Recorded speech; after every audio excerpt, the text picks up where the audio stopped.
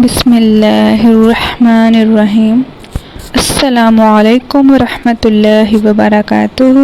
Welcome to my YouTube channel. Today we are going to start a new journey which will bring us closer to Allah Almighty. انشاءاللہ تعالی۔ قرآن کریم اللہ پاک کی آخری اور مکمل کتاب ہے جس نے مس گائیڈڈ لوگوں کو سیدھا راستہ دکھایا، اور منکرین خدا اور رسول نے جب اسلام کو فالو کیا تو وہ اسی دین کے گریٹ لیڈر بنے۔ آج کل بھی لادینیت کا اندھیرا ہر طرف بہت تیزی سے چھا رہا ہے، اس لیے اس چیز کی بہت زیادہ ضرورت پیش آئی ہے کہ قرآن کو پڑھا جائے۔ Today also the great need to recite the Quran as much as possible. نہ کہ قرآن کو صرف پڑھا جائے بلکہ اسے سمجھ کے پڑھا جائے۔ قرآن کے ہمارے اوپر حقوق ہیں۔ قرآن کے حقوق میں سے سب سے پہلا حق ہے اس پر ایمان لانا، اس کے بعد اس کی تلاوت کرنا، اس کے بعد اس کو سمجھنا، اور اس کے بعد اس پہ عمل کرنا۔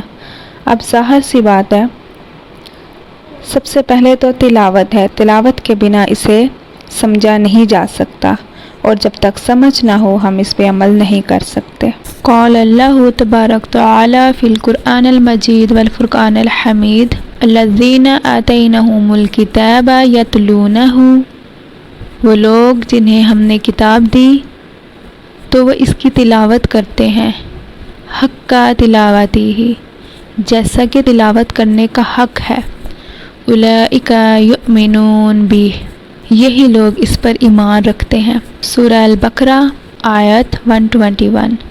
اسی طرح حدیث ہے، قال اللہ رسول اللہ صلی اللہ علیہ وآلہ وسلم خیرکم من تعلم القرآن وعلمہ، تم میں سے بہترین وہ ہے جو قرآن سیکھے اور سکھائے۔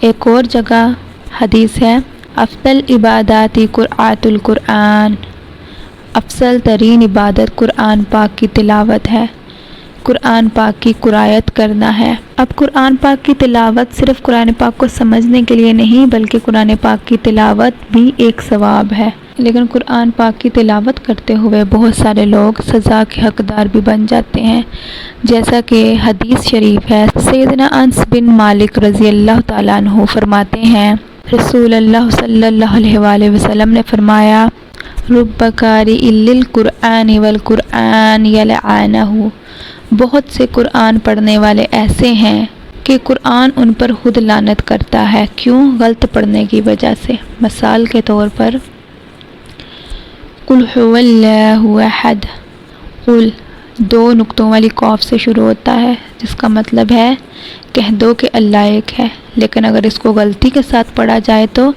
قل هو اللہ احد، یعنی کتاب والی کاف سے ادا کیا جائے تو اس کا مطلب آ جاتا ہے کھا لو اللہ ایک ہے، نعوذ باللہ۔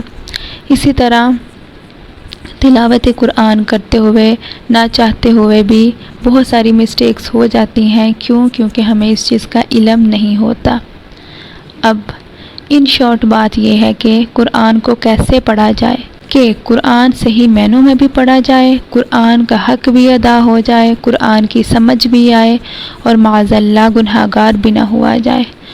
جی، قرآن کریم کی تلاوت کی بات ہے۔ اب تلاوت کیسے کی جائے اور وہ کون سا طریقہ اختیار کیا جائے جس سے ہم قرآن کریم کو اچھے اور صحیح طریقے سے پڑھیں؟ اس لیے تجوید کا سیکھنا بہت ضروری ہے۔ اب تجوید ہے کیا؟ تجوید کا لغوی معنی ہے اصلاح کرنا، ستھرا کرنا، صاف کرنا۔ اٹس مین کریکشن کرنا، بیوٹیفائی کرنا۔ اصطلاح میں تجوید سے مراد درست قواعد کے ساتھ صحیح مخارج سے صفات لازمہ اور عارضہ کے ساتھ حروف کو ان کی صحیح جگہ سے ادا کرنا تجوید کہلاتا ہے۔ علم تجوید کی غرض و غایت کیا ہے؟ علم تجوید کی غرض و غایت یہی ہے کہ دوران تلاوت قرآن مجید والفرقان حمید کو بالکل صحیح طریقے سے پڑھا جائے، یعنی لخن سے بچا جائے۔ لخن کیا ہے؟ لخن عربی زبان کا لفظ ہے۔ اٹ مینس غلطی سے بچا جائے، جس کا مطلب ہے غلطی۔